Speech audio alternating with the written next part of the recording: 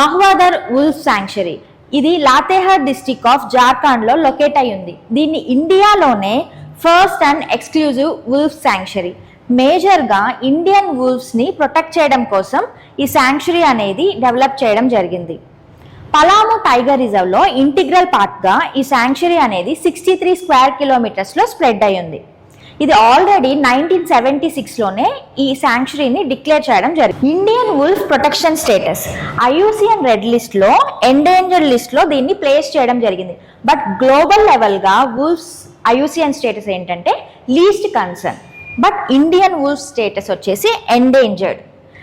ఇండియాలో wolves population అనేది approximate గా 2000 నుంచి 3100 ఉండడం వల్ల దీన్ని ఎండేంజర్డ్ లిస్ట్ లో ప్లేస్ చేయడం జరిగింది.